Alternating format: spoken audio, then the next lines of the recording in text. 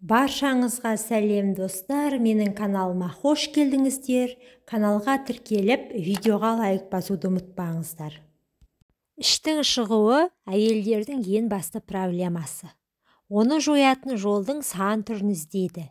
Әрқайсысын сынап көреді. Нәтижесіне көзі жетпей жатып құрбыларын үгіттейді. Өйткені екі әйелдің басы қосылғанда толып кеткендерін сөз етеді.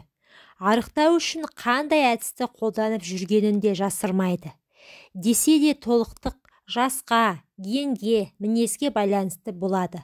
Ал өзі арық, бірақ іші шығып кеткен мүсінше, ол ненің белгісі? Іштің шығуына не себеп болды?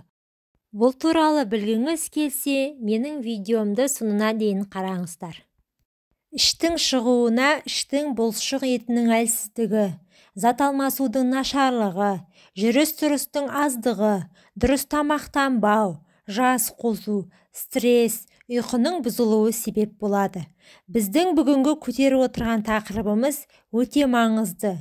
Әйелдердің жанын жеп жүрген проблема.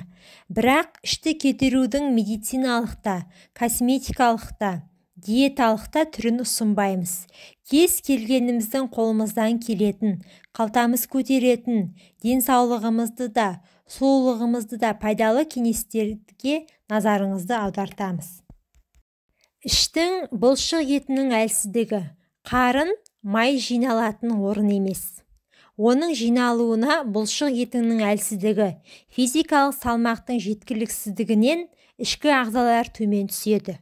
Салдарынан тері созылып, нәтижесінде қарын үлкейеді. Бұл кез келген нәзік жандылар үшін проблема. Қай жаста да сымбатымыздың сымдай болғанын қалайтынымызды жасырмаймыз. Қарынның шығуы асқазан мен ішек жұмысына да кері әсерін тигізеді. Сондықтан да бұл келеңсіз жағдаймен күресудің амалын қарастырамыз. Не істеу керек? Бұл бас ауыртар проблеманың шешуі физикалық салмақты көбірек салу керек. Ішке пресс жасайсыз, баяу жүгіресіз, жаяу жүресіз. Мүмкін болса, дәріханада сатылатын арнайы корсет киесіз. Екінші, зат алмасудың нашарлауы. Зат алмасу жүйесі эндокриндік және жүйке жүйесінің жұмысына жауапты. Одан бөлек мидың жұмыс істеуіне септігін тигізеді.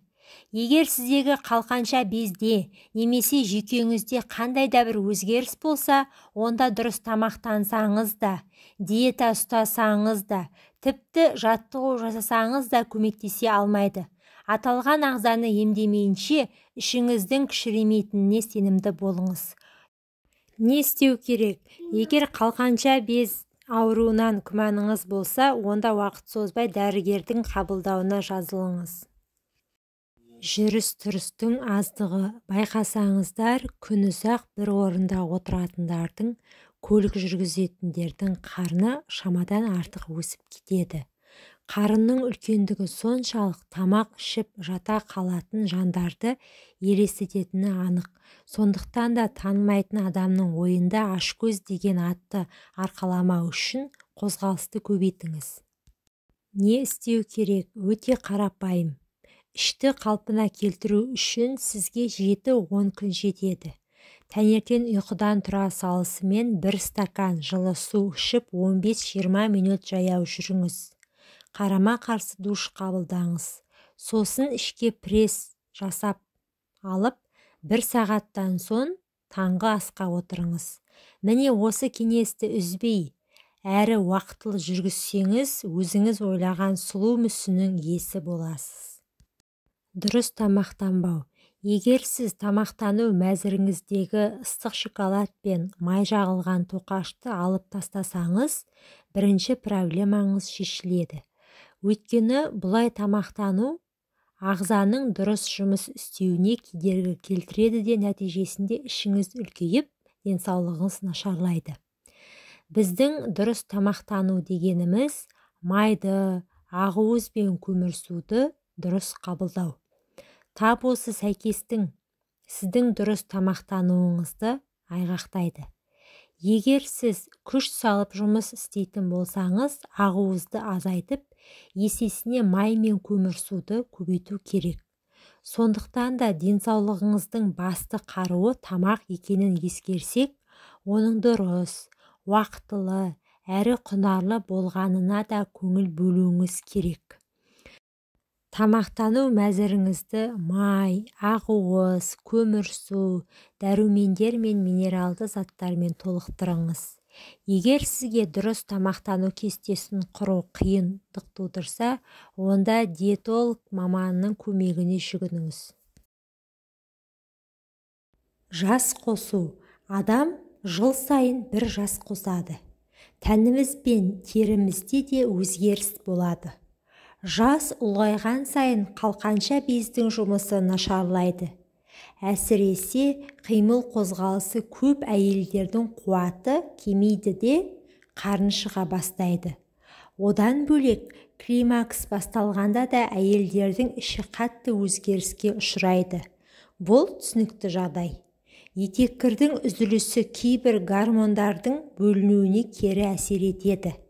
Тәбеті де өзгеріп, тәттіге құмарта бастайды. Бірақ ішті кетіру үшін диета ұстау, аштыққа отыру өте қате шешім. Бұл әдіспен керісінше саулығыңызды құртып аласыз. Нәтижесінде ұйқысыздық, теңселу, тері ауруларына шалдығасыз. Стресс, көтеріңкі көңіл-күй мен болашаққа деген сенімділік әдемі мүсіннің кепілі. Ал мазасыздық пен стресс іштің шығуына себепші болады екен. Мұндай жағдайда кейбіреулер артық салмақ тастағанымен іші сол қалпында қалады. Ал жағдай тұрақталған соң жоғалтқан салмағын қайта жинап алады. Стресс кезінде адам ағзасындағы кортизол гормоны белсенді түрде бөлінеді. Нәтижесінде майдың бәрі қарын мен желкеге жиналады.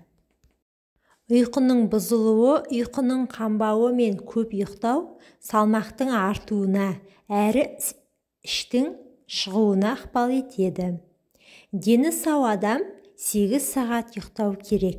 Егер сіз 10-12 сағат ұйықтайтын болсаңыз, онда іштегі жиналған маймен күресіп күніңіз өтеді.